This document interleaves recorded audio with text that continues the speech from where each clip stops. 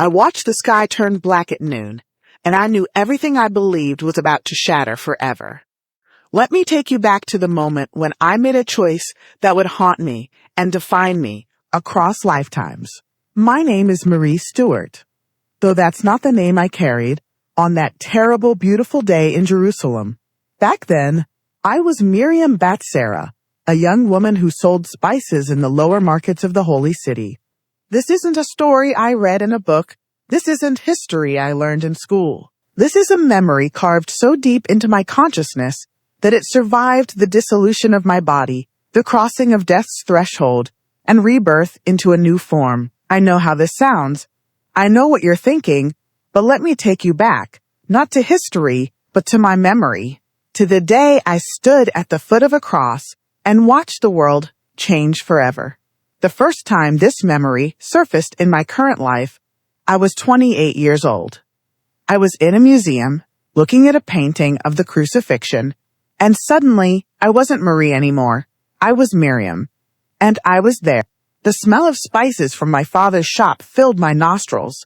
Cumin, frankincense, myrrh. The rough texture of my dark blue shawl between my fingers. The sound of stone grinding on stone as my mother prepared the morning wheat. It hit me like a tidal wave. Not a vision, not a dream. A memory. I collapsed right there in the museum. When I came to, tears were streaming down my face, and I knew with absolute certainty that I had lived before, that I had witnessed something impossible. Since that day, the memories have only grown stronger, more detailed, more real than many things I've experienced in this current life.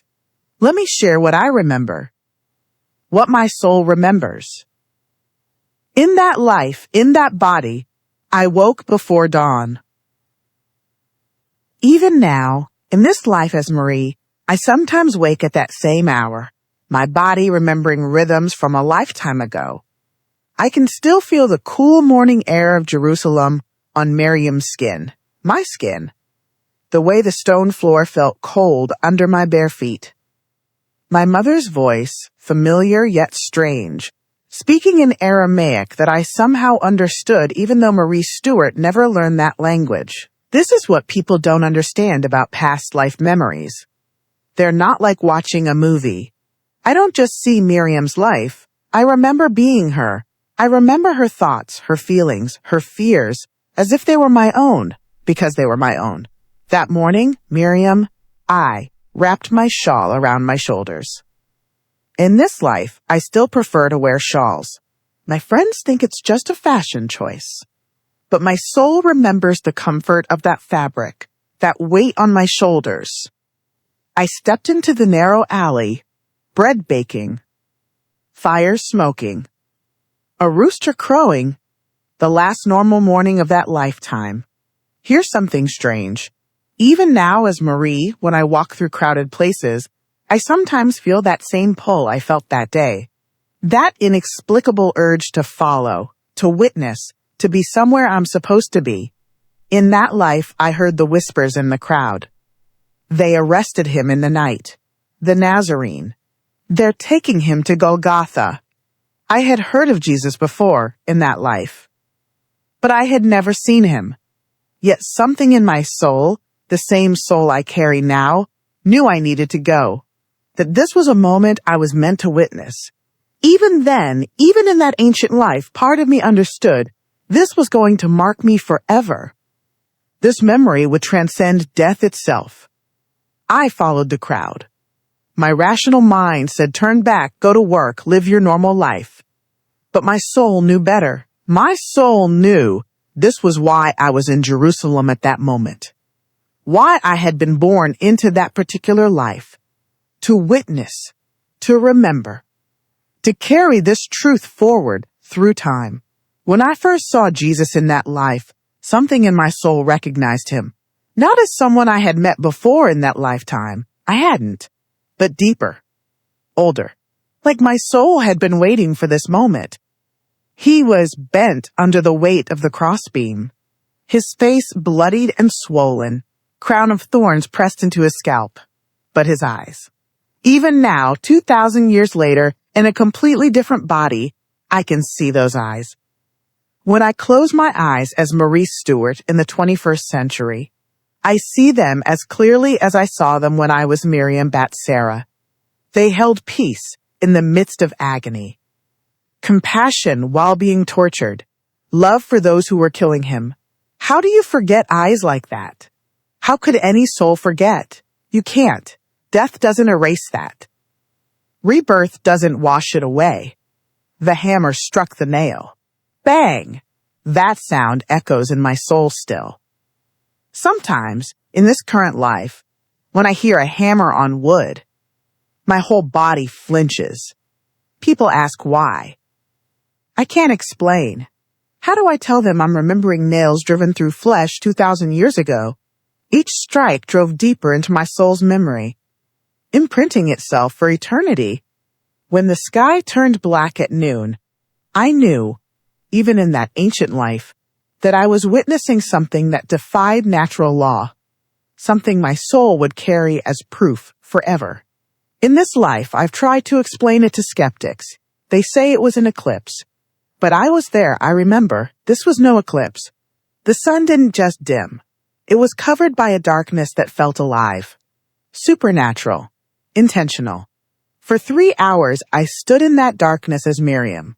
For 3 hours, I watched a man die slowly, painfully, while forgiving those who killed him. And my soul recorded every moment, every breath, every word. Father, forgive them, for they don't know what they're doing. I heard those words in Aramaic. In this life, I speak English. But in dreams, in memories, I still hear his voice in that ancient tongue. And somehow I understand. Because my soul was there, my soul heard. My soul remembers. When Jesus died, the earth shook beneath my feet. I fell to my knees in that ancient life. Sometimes, even now as Marie, I wake from these memories on my knees beside my bed, as if my body is remembering the position it took 2,000 years ago. The Roman centurion's voice, surely, this was the Son of God. I heard those words. I was there. My soul was there. And then, something happened to my soul in that moment. Some shift. Some transformation. Like I had been marked, branded, chosen to carry this testimony forward. Not just through that one lifetime, but through all lifetimes to come. I don't remember dying as Miriam. The memories fade after that day, as if the crucifixion was the pinnacle, the point of that entire incarnation. I don't know how many lives I lived between then and now. The memories aren't linear. Souls don't experience time the way bodies do. But I know that in each life, something was preparing me, drawing me back to this story, this testimony. In one life, I was drawn to Christianity but didn't know why. In another, I felt an inexplicable pull to Jerusalem, though I never made it there. In another, I studied ancient history obsessively, searching for something I couldn't name. My soul was trying to remember, trying to return to that moment on Golgotha. And finally, in this life as Marie Stuart, the memories broke through completely. When the memories first flooded back in that museum, I thought I was going insane. I went to therapists. They suggested trauma, false memories, overactive imagination. But I knew. My soul knew. This wasn't imagination. This was remembrance.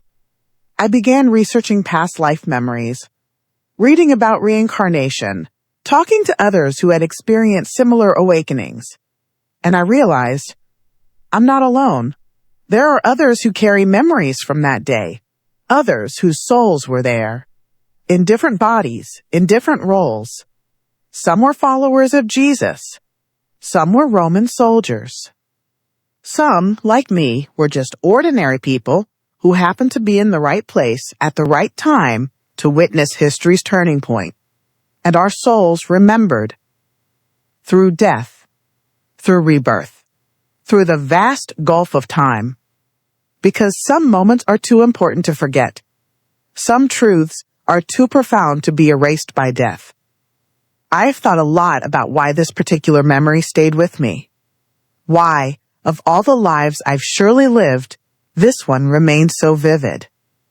I believe it's because I witnessed the moment when love incarnate chose to die rather than to harm, when forgiveness itself hung on a cross and asked God to pardon its murderers. My soul saw something that day that transcended the physical realm. Something so profound that it couldn't be contained in just one lifetime. The memory of Jesus looking at the crowd, at me, with compassion, even while suffering unimaginable pain. That's not something you forget. That's not something death can take from you. That's something your soul carries forever. Being Marie Stuart while carrying Miriam's memories is complicated. Sometimes people ask me, how do you know it's a real memory and not just a vivid imagination? I tell them, you know the difference between remembering your childhood and imagining a story, right? It's the same. This has the texture of memory, the weight of experience, the authenticity of having truly been there. Plus, there are details. Small, specific things I couldn't have known from just reading about the crucifixion. The smell of spices mixed with blood and sweat. The specific texture of the rocky ground under my knees. The way the darkness felt different from normal darkness. Heavier, more oppressive, almost solid. The sound of Mary's weeping. Jesus' mother. That specific timbre of a mother watching her child die. I heard it as Miriam. I hear it still in my soul's memory. These aren't details you get from paintings or stories. These are the details you only get from being there. The question I get asked most often is, why do you think you were meant to remember this? I've thought about this for years. Why me? Why did my soul carry this forward when so many others who were there presumably didn't? I think it's because I was nobody important in that life. I wasn't a disciple. I wasn't a religious leader. I wasn't even particularly spiritual. I was just a young woman selling spices. An ordinary person. And maybe that's exactly the point. The message I carry across lifetimes isn't just Jesus was crucified. It's an ordinary person witnessed extraordinary love. It's, you don't have to be special to encounter the divine. It's, the most profound moments can happen to anyone who's willing to witness them. I stood at the foot of that cross as nobody important. And it changed my soul forever. That's the message. That's why I remember. Because if it could transform my soul then, it can transform anyone's soul now. I know many of you reading this are skeptical. You think past lives are impossible. You think I'm delusional or lying or misremembering. I understand. I would have been skeptical too before the memories returned. But here's what I'll say. Whether you believe in reincarnation or not, whether you think my memories are real or imagined, the message remains the same. Love is stronger than hate. Forgiveness is more powerful than revenge. Compassion can exist even in the midst of unimaginable suffering. I saw these truths demonstrated on a hill outside Jerusalem. Whether I saw them with Miriam's eyes 2,000 years ago, or whether my mind has created an elaborate story to teach me these lessons, does it matter? The truth remains true regardless. Sometimes I wonder what Jesus would think about me carrying this memory forward. Would he be pleased? Would he think it was necessary? I like to think that when he looked at the crowd that day, when his eyes swept over Miriam, standing there trembling and crying, he knew.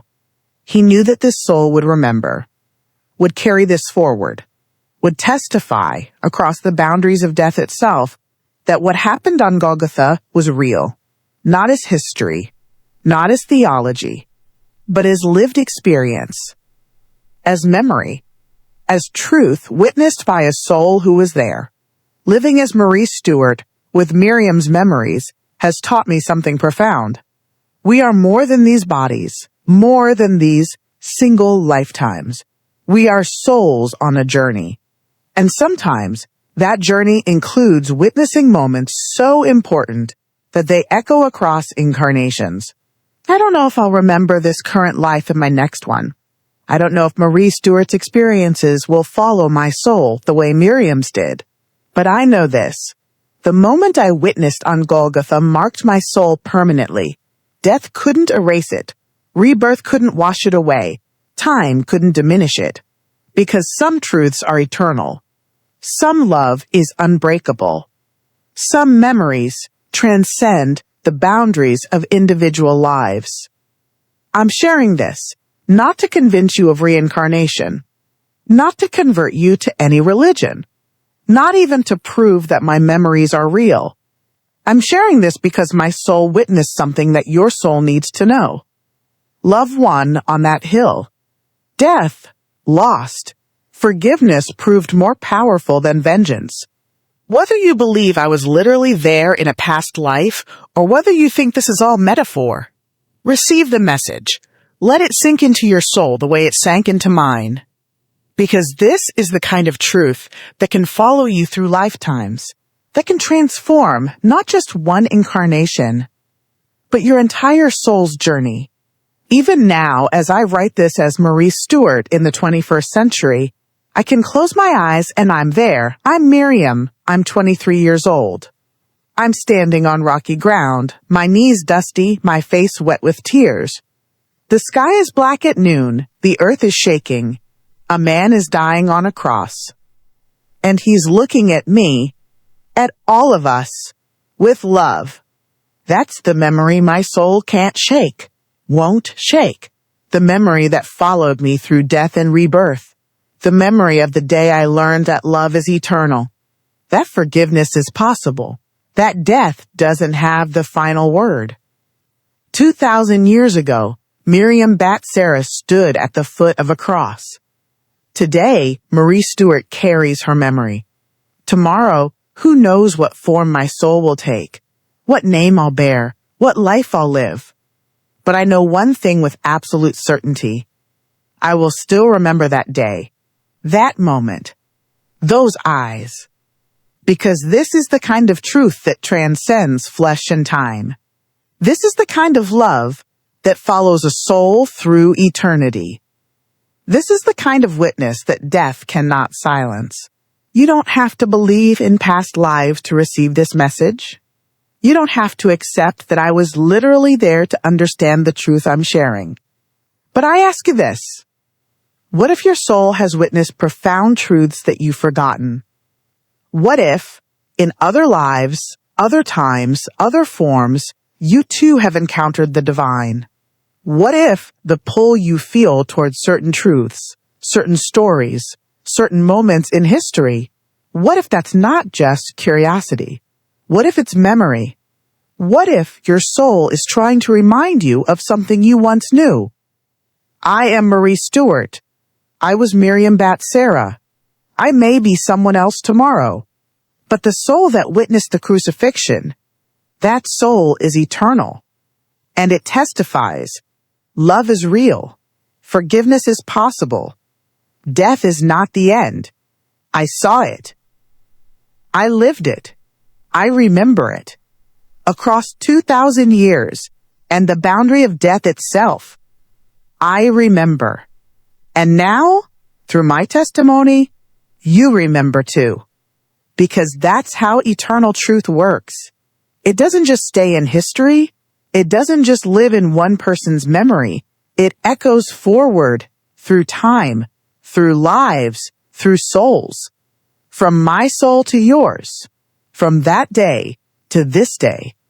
From that life to this life. The testimony continues. The witness remains. The truth endures.